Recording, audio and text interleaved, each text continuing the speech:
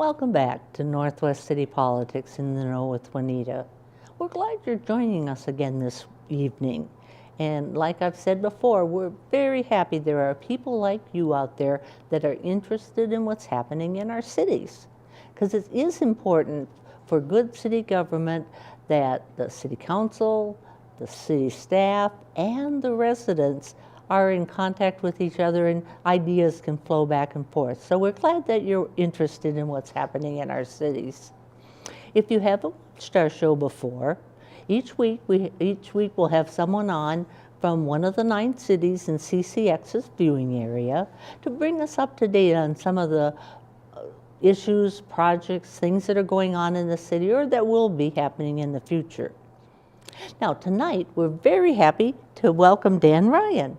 He's on the Brooklyn Center City Council and has been on our show several times. We're glad to have you with us again. Thanks, Juanita. Appreciate the invitation. And then he knows that I'm going to have him introduce himself out to you out there with a little information for those of you that don't know him. Well, again, I'm Dan Ryan. I've served on the Brooklyn Center City Council since 2007. On my background, my family moved to Brooklyn Center when I was very young. I went to Earl Brown Elementary, Brooklyn Center High School, and attended the University of Minnesota, where I earned a bachelor's degree. As a young man, I moved away for a number of years. Then in 1991, I moved back when my wife and I bought our home in Brooklyn Center. I figure adding my early days in Brooklyn Center and the last 26 years, I have 43 years in Brooklyn Center. And then I asked you to think about maybe a little information about the early history of Brooklyn Center that people might not be aware of. Sure. Well, before I do that, I just wanted to share one little anecdote. Oh, sure. That I think it really illustrates how much Brooklyn Center has changed in the time, many years, of course, that I've been there. But before Brooklyn Center developed into a suburban community, it was mostly farmland. And some of my earliest memories were to look across Highway 100 at the truck farms, we used to call them produce farms there that operated. And so I'd see the vegetable farmers working on a big open field that was on the west side of Highway 100, and it would be south of Bass Lake Road, but east of what we used to call Osseo Road, which later would become Brooklyn Boulevard. And in the summer of 1961, soon after the farmers had sold their land and moved on, I picked asparagus that was still growing in those fields. This was on, again, in that field that would be where Brookdale Mall was constructed. The next year, I believe in 1962. If you fast forward to 2011, one of my most important actions when serving on the Brooklyn Center City Council was to vote to tear the old mall down. So, what a whole arc of... Yeah, arc of change, exactly. Arc of change. Yeah. As far as the history of the city, just a couple things I thought I'd mention is that, as you drive through the city, you see street names.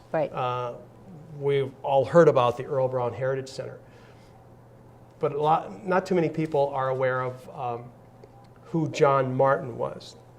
If you drive from Bass Lake Road, go north on Shingle Creek, the first cross street is John Martin Drive. And John Martin came to our area in the late 1850s. He started a farm, and eventually it grew to be a very large, successful farm. But when he was getting very old and didn't want to operate it any longer, he sold it to his nephew for $1 on the condition that the nephew would never sell the farm. Well, his nephew was Earl Brown, who is the man who the Earl Brown Heritage Center is named for, because in the late 70s, early 80s, the city of Brooklyn Center acquired the buildings and some of the property. And then rebuilt and repurposed the buildings for the Heritage Center. Yeah.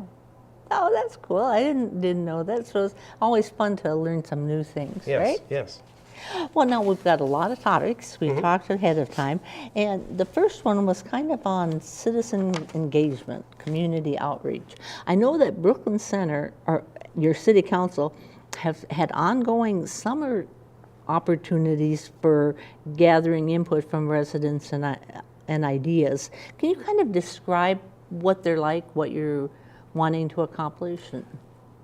Yeah. Well, what we've done this last year, excuse me, was a little different. But I appreciate that you referenced our 4 neighborhood area meetings in the parks, because that's been a very successful activity where we rotate the particular parks each year, but we do it in each 4 of the 4 corners of the city, where we invite residents to come serve pizza. Right. That's chaired by the police chief, but senior staff does presentations on all the activities and programs that the city runs, and gives folks a really good update on what's currently going on with the city. Done it for about 8 years. But we thought we needed to do something a little different. And in that regard, we felt that as good as that program has been and as successful as it's been, and the staff is there after the presentations to answer questions and interact with folks and hear their concerns or questions. But we felt that it was still a lot of where folks would come to the presentations, listen, and just go home. And we felt we weren't reaching everyone. Right. So the idea was to do citizen outreach and engagement sessions. Brooklyn Park has done this and been very successful. And so we did 3 of them this summer. We conducted those at the Civic Center. Okay. We promoted it very heavily through our website, through social media, of course in the paper, and through our volunteer networks of the folks who are on our volunteer advisory commissions. And so that got the word across and out there to a lot of people. We had about 40 folks come out, and we did a number of different questions at each of those sessions, and folks had a chance to ask the council and our city manager questions. But most importantly, we wanted them to be listening sessions. Certainly we'd share our opinions or the information that we had about whatever was on their mind, but we really needed to hear from those participants. It was very helpful. Well, then you kind of switched the focus from presenting information to gathering information. Yeah, and I think in a very fundamental way, democracy should be about a dialogue. Oh, definitely. I have a lot of interest, and I'm very motivated to share things, but sometimes I should not be talking. I should listen. What are some of the things that maybe your council and staff have gained because of your park sessions and your citizen engagement sessions? Yeah. Is that the right title? Yeah, I think, we haven't gotten the complete report on the sessions. That'll be coming to us at our next council meeting. Unfortunately, the timing of it, I hoped that I had that report to bring to you. But I think that the city can develop better programs. The staff can be more efficient when we learn what the thoughts, feelings, the expectations of the people we serve. And it is a challenge, I think, for all of the city councils to find a way that gets people to turn out, right?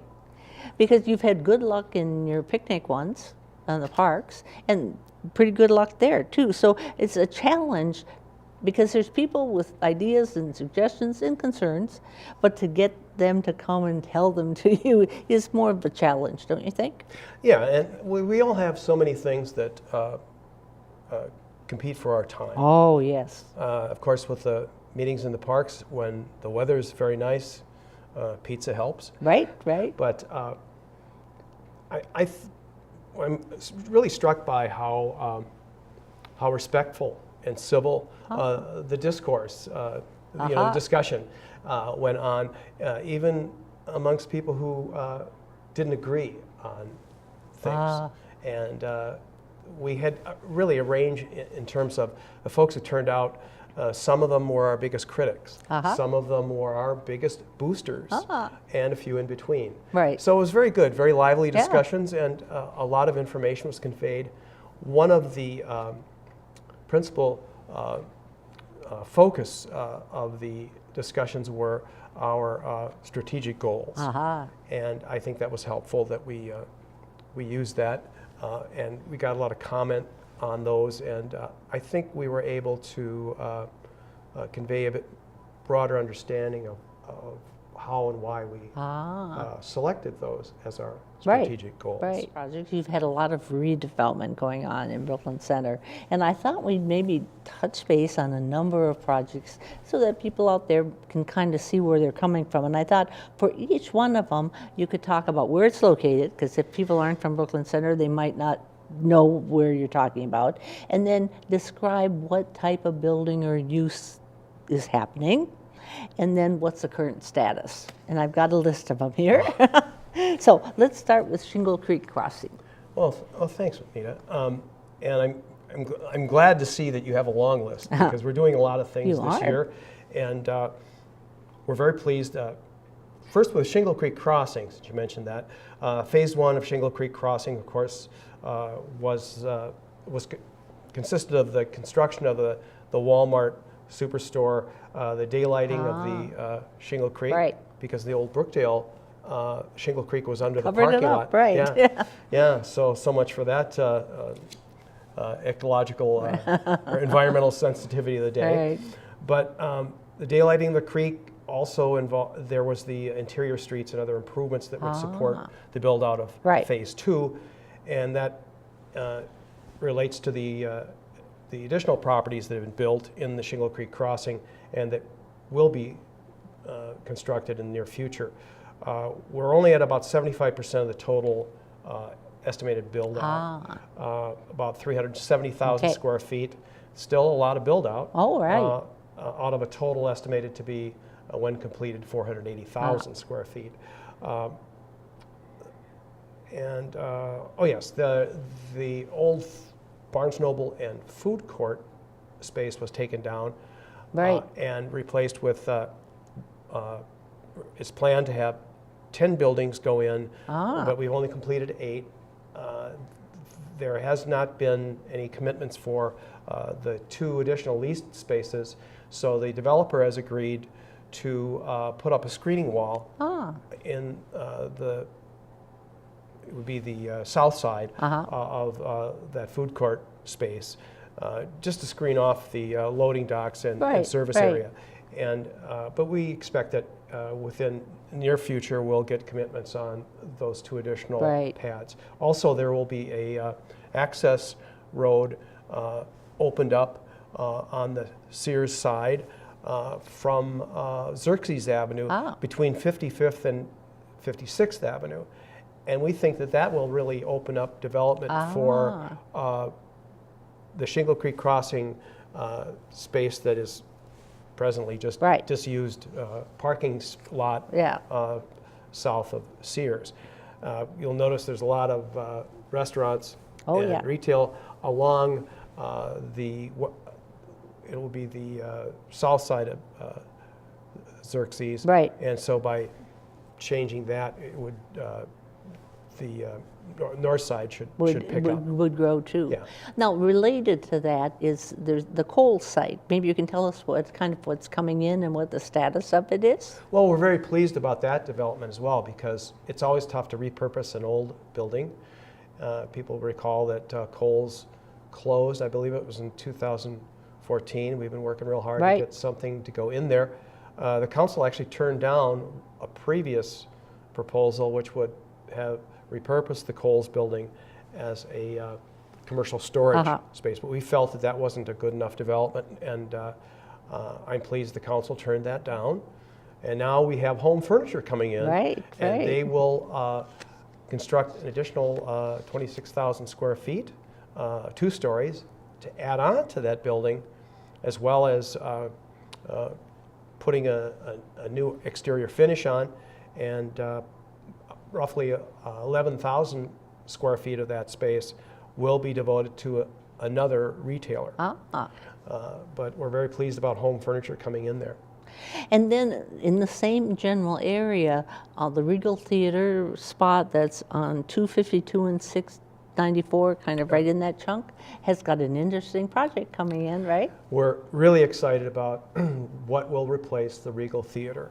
It had been some concern because the Regal property had been up for sale for some time, and so naturally we wondered what we could get to replace it. Right. Well, it turns out we have something that exceeded our expectations. Right. Topgolf, it's the arrival of a global sports entertainment venue. The construction is now underway for a 65,000 square foot state-of-the-art electronic driving range. And in addition to that, we'll have a 3,000 square foot event center, a 50 table restaurant, a lounge, and it'll actually be a destination. Right.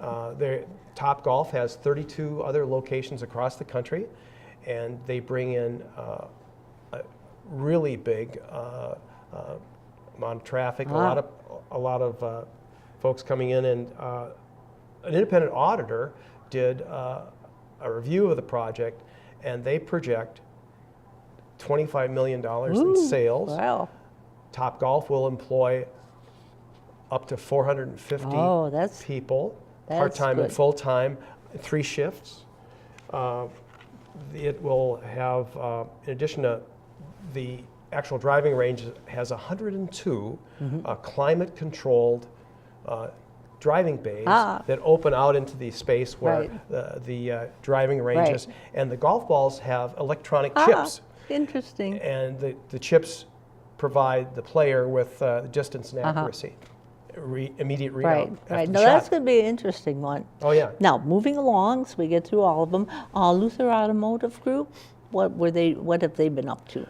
Luther will be bringing a 6th dealership to Brooklyn Center, and that will be located in the space behind Luther Chev and Luther Buick GMC, along 68th Avenue, just south of the post office. And then what phase is that project in?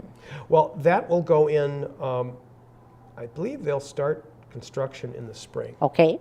And that's, they already own the property, and so all they asked the city to do is do a few easements and... Oh, right. You know, and the, just the approval. And then at 57th and Logan, you have a project coming? Oh, yes. 57th and Logan is languished for some time. Folks are probably remember that we had a lot of difficulty dealing with groundwater issues as a result of the old dry cleaner that was at 57th and Logan. But we are entertaining a development which is a commercial storage facility. There'll be 4 stories, 112 square feet. We'll also have very high value exterior finish, and it'll be a good fit for that location. And let's see, we've got quite a few left. I think we'll cut back just a little. Why don't you tell us about the Sanctuary Brooklyn Center? Because it's a different type of project. Oh yeah, and I think that's a real important element, a real big piece of the puzzle, because we have a lot of seniors in Brooklyn Center, and I would like to see more affordable senior apartments built in Brooklyn Center. And of course, affordable, you don't have to be retired too long to have limited income. So it's the sanctuary will have 158 total units, 1 bedroom and studios. 130 of those will be general assisted living, 28 units will be for memory care. And then immediately on the south side of the sanctuary at 6121 Brooklyn Boulevard will be an adult daycare center. Right. Well, we've just touched on some of the highlights. There's just some other things, but I want to make sure we get some other topics in too. Oh, sure. So I'm going to move us along because you've been putting body cameras into your police department, and that's kind of a very in the news kind of thing, right? Indeed, yes. So when did your city council decide to have your police department wear body cameras? Well, we just deployed the cameras in August, but the council actually was eager to do it much earlier than that. But we were advised to wait until first the legislature needed to do something to address a number of difficult issues in the law, and the police chief advised us that it would be best if we waited until the department put in place its policies and best practices. Maybe you can tell us what your police department policy is on the use of it, just in a general way. Well, the requirement is that all of our, we have 49 sworn officers. Right. All of our patrol officers are required to have a body-worn camera that's in working order and on at all times during their shift. The interesting thing about the camera is while it runs continuously, the record button has to be pressed in order for it to retrieve the data, because that way that ensures that the data is captured in the right segment. The other issue is to do with under what circumstances the cameras are to be used.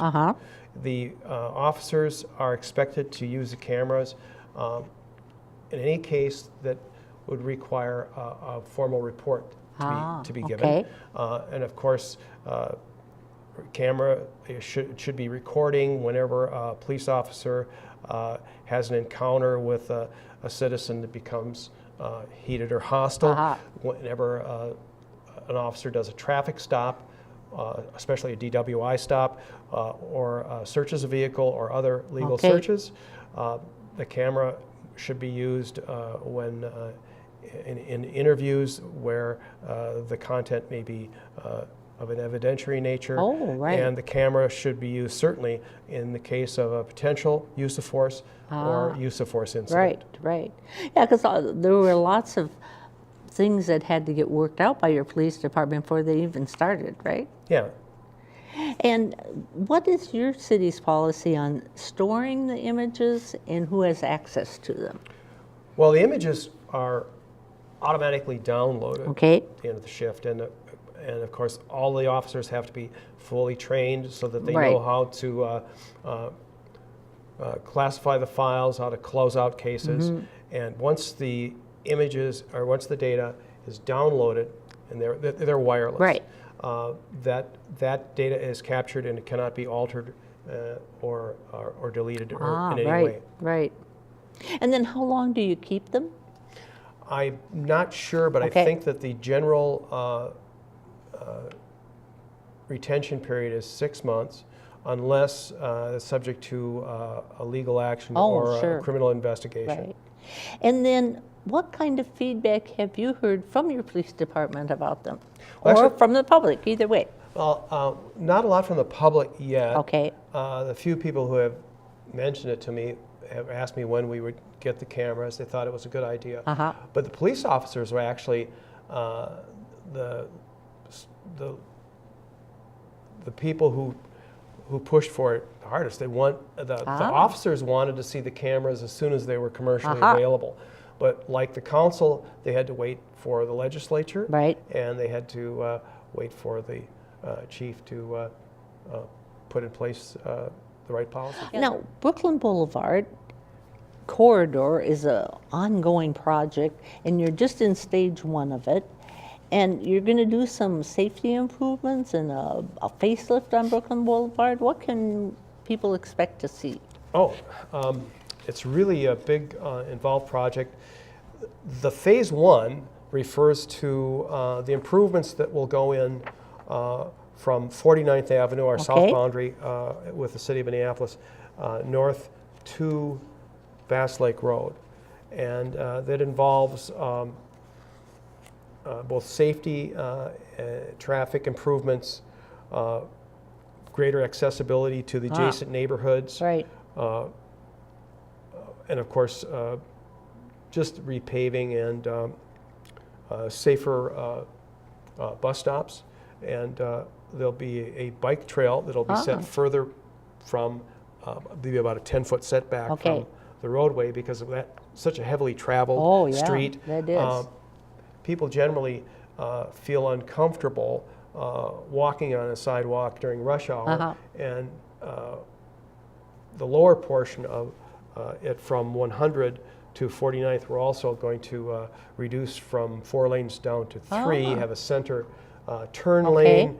51st Avenue is not a through intersection. It approaches from the east and links to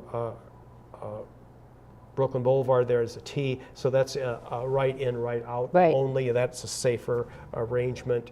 And we are changing the exchange from Highway 100 northbound, the off-ramp, and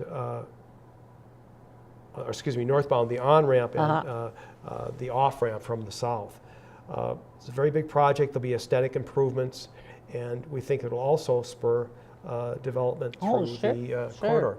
Now, this is a project you're doing with Hennepin County. Maybe speak to that just a little bit. Right. It is a county road, so they've always had a responsibility for maintenance and repair, but we came up with a design working with them, and there will also be funds from Three Rivers Park District because the trail, which will be on the west side of the boulevard, will be a Three Rivers Park system trail. And then, of course, MnDOT, because their interest with the bus stops, and they run the MTC, and they will also, and then they will also provide some funding as well to Met Council. What's the timeline for this project? We'll begin next spring or summer, and it will take us through the year and a little bit into the next. Okay, right. Well, I want to thank you very much for coming and sharing your experiences and your information with our audience out there. And we'll encourage you to tune in next week for part 2 on Brooklyn Center's issues. And remember to be in touch with your city council. If any of the areas we talked about tonight resonate with you, see what your city's doing. And we hope you'll join us next week. Bye.